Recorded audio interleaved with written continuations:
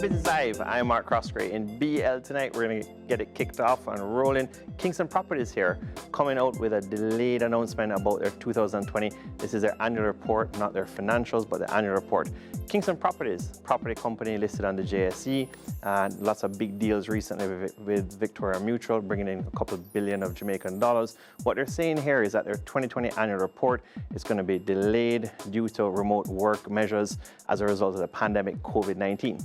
Next up tonight, we've got Sagicor Select Funds here. We've been speaking about them a bit more on Business Live. They do publish their updated, unaudited net asset value very frequently on the JSE. That's the NAV.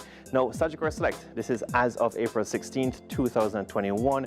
The financial, still a little bit sideways, 83 cents, just under that, 0.828 to be exact. But the manufacturing and distribution, that's the one that is really taking the cake. $1.01 Jamaican here, really revving up. Guardian Holdings, back on the radar, back on the scene here in Jamaica. Hits a monster profit for 2020, huge number.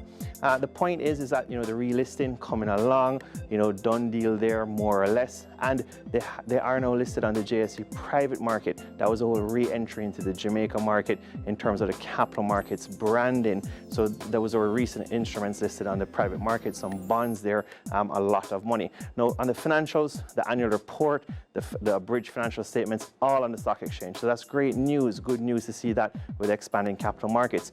Now Barita Investments annual general meeting coming up tomorrow and a shareholder advisory here. Now this is a hotly anticipated AGM. It's April 23rd, 2021, and it will be at 10 a.m. Now, this is the company's 43rd annual general meeting, lots of AGMs there, and it's going to be a virtual meeting.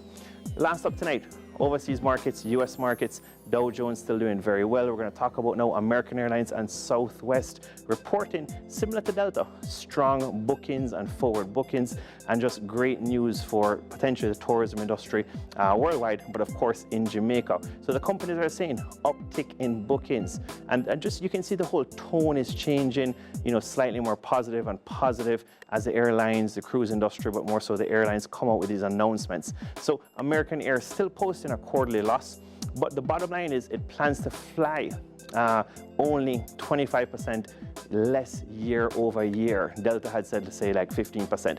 Now Southwest actually hit a profit. Some of that, some subsidies and some, gains from the US government, etc. But I'd say subsidies help the financials. But the point is swinging to a profit for Southwest. Now in their case, they're planning to fly similar to Delta, approximately 15% less year over year. So we're really getting close to pre-COVID numbers. Great sign for just the travel industry, the leisure industry, and so forth. I'm Mark Croskery. This is Business Live.